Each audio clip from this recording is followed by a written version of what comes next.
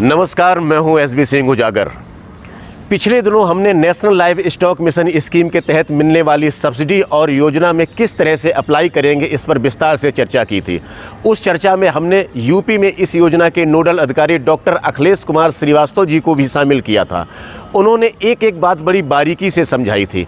यदि आपने वह वीडियो न देखा हो तो उसका लिंक हमने इसके डिस्क्रिप्शन में दिया है, जहां आप उसे देखकर पूरी योजना को समझ सकते हैं। हमारे कई किसान और पशुपालक मित्रों के ईमेल और व्हाट्सएप पर मैसेज आए। उन्होंने बताया कि फाइलें बैंक में आकर अटक जा रही हैं, क्या करें।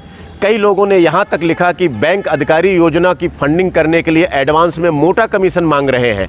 कईयों ने कहा कि वे दलालों के चक्कर में उलझ गए हैं, जिनमें उनके काफ़ी पैसे भी खर्च हो गए और फाइल पता नहीं कहाँ अटकी है। इसके अलावा भी कई और तरह के सवाल हैं, जिनका समाधान भी उन्हीं सवालों के जवाब में मिल जाएगा। दोस्तों, हम तो आपसे यही कहेंगे कि यदि वाकई आप पशुपालन का बिजनेस करना चाहते हैं तो ही इस योजना में अप्लाई करें। मोटी सब्सिडी के लालच में यदि आप इस योजना में कूदना चाहते हैं तो आप उन ज़रूरतमंद लोगों के लिए अनावश्यक कंपटीशन खड़ा कर रहे हैं जो वास्तव में इस सेक्टर में आगे बढ़ना चाहते हैं। पढ़ाई लिखाई करने के बाद ज़्यादातर लोग रोजगार की तलाश में इधर उधर भटक रहे हैं। उनके दिमाग में किसी तरह का कोई बिजनेस मॉडल नहीं है। कभी वे नौकरियों का फार्म बेच रहे दुकानों से 8-10 अलग अलग नौकरियों के फार्म खरीद कर भरते और उनका एग्जाम देते हैं, तो कभी सरकारी विज्ञापन में मोटी सब्सिडी का लालच उन्हें बिजनेस की तरफ खींचता है। फिर वह बिना पर्याप्त जानकारी लिए अलग अलग योजनाओं में कूद पड़ते हैं और लोन पास कराने के लिए सरकारी विभाग और बैंकों के चक्कर काटने लगते हैं। दोस्तों, यदि आप भी उनमें से एक हैं तो इस वीडियो को अंत तक देखें। हम आपकी ज़्यादातर समस्याओं को इसी वीडियो में हल करने वाले हैं। सरकार शहरी और ग्रामीण क्षेत्र के बेरोजगार युवकों को रोजगार देने के लिए विभिन्न तरह की योजनाएं चला रही है, लेकिन यह कतई ज़रूरी नहीं है कि आप सब योजनाओं पर ट्राई मारने लग जाएं। किसी भी योजना में अप्लाई करने से पहले आप यह सुनिश्चित करें कि क्या आप वह बिजनेस करना भी चाहते हो जिसमें आप अप्लाई कर रहे हैं। यदि आपका मन डमाडोल कि आपने कई सारे नौकरियों के फार्म भर रखे हैं, मैं बिजनेस शुरू करूं या अभी नौकरी में ही ट्राई करूं, अभी तो फार्म डालने की हमारी उम्र बची है, फिर आप सोचते हैं कि चलो बिजनेस लोन के लिए भी अप्लाई कर लेते हैं, जो पहले हो जाएगा वही कर लेंगे। यदि आपकी भी यही स्थिति है तो मैं आपसे यही कहूँगा कि आप किसी भी सरकारी योजना में अप्लाई ना करें। आप पहले नौकरी के लिए पर्याप्त प्रयास कर लें और जब उसमें सफलता ना मिले तो फिर पूरी तरह से बिजनेस पर फोकस करें। दोस्तों, क्योंकि यहाँ national live stock mission scheme पर बात कर रहे हैं तो अभी हम यहीं रहना चाहेंगे, क्योंकि फिर वीडियो काफ़ी बड़ा हो जाएगा। यदि आपने तय कर रखा है कि हम छोटे पशुओं का व्यवसाय यानी बकरी, भेड़, सूकर पालन करना चाहते हैं या पोल्ट्री फार्म लगाना चाहते हैं और आपको पहले से इस सब की थोड़ी बहुत जानकारी भी है, तो आप बेधड़क इस सेक्टर में जाएं। इस वीडियो का मुख्य विषय है कि बैंकों में फाइलें फंस रही हैं, तो जो हमने अभी तक आपको बताया वह बताने का मतलब ही वही है कि ज़्यादातर उन्हीं लोगों की फाइलें बैंक में फंस रही हैं जो आधी अधूरी तैयारी करके योजना में कूद पड़ते हैं और तमाम तरीके के फर्जी दस्तावेज बनवाकर विभागों से तो योजना पास करा लेते हैं, लेकिन फिर बैंकों को संतुष्ट नहीं कर पाते। देखिए है क्या, सरकार चाहती है कि समाज से बेरोजगारी कम हो, इसलिए लोगों को आर्थिक सहायता दे रही है। 50% पैसा सरकार दे रही है सब्सिडी के तौर पर और 40% बैंक से लोन देने को कहा है। 10% लाभार्थी को अपनी जेब से लगाना है। यानी यदि योजना की लागत 1 करोड़ तक है तो 50 लाख तक की रकम सरकार देगी सब्सिडी के रूप में, यानी यह पैसा आपको लौटाना नहीं है, और 40 लाख बैंक फाइनेंस करेगा। अब बचे 10 लाख रुपए आपको अपनी जेब से लगाने हैं। यदि आपके पास बिजनेस में लगाने के लिए 10 लाख रुपए हैं तो आपके लिए यह योजना थोड़ी और सरल हो जाएगी। अब थोड़ा और साफ समझाते हैं। विभाग से फाइलें इसलिए भी पास हो जाती हैं कि सरकारी बजट है और उन्हें यह बजट निश्चित समय पर खर्च करना है।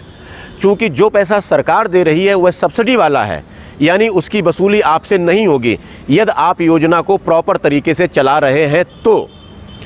लेकिन बैंक को अपना पैसा वापस चाहिए, वह भी समय से, वह भी ब्याज के साथ, क्योंकि जो पैसा बैंक फाइनेंस करेगा उस पैसे पर बैंक की जवाबदेही तय होती है।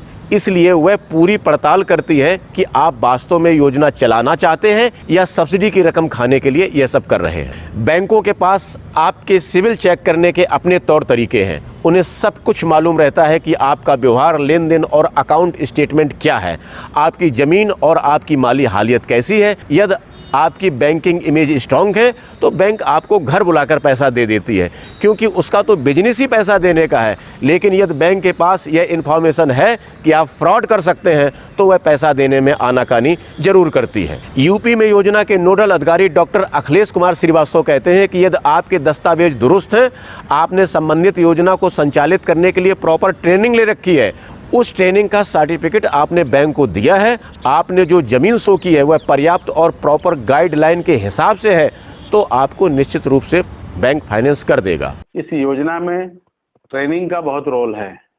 यह नई योजना बिल्कुल सेटअप के लिए है, इसलिए प्रशिक्षण आवश्यक है।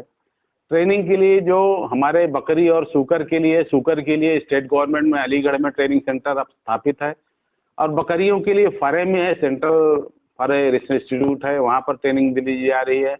और इटावा में भी हमारा एक फार्म है, वहां पर प्रशिक्षण दिया जा रहा है 5 से 7 दिन का। इसके अलावा जो भारत सरकार से मान्यता प्राप्त संस्थान है, जैसे गोरखपुर में है या और कहीं है, बुंदेलखंड में है, वहां से भी आप प्रशिक्षण प्राप्त कर सकते हैं 5 से 7 दिन का। तो ये प्रशिक्षण ट्रेनिंग सर्टिफिकेट अपलोड कराना पोर्टल पे एक विधि है और आवश्यक चीज है। इसलिए कोई भी योजना चलाने के पहले आदमी को प्रशिक्षण जरूरी है, उसका सर्टिफिकेट इसमें अपलोड होता है।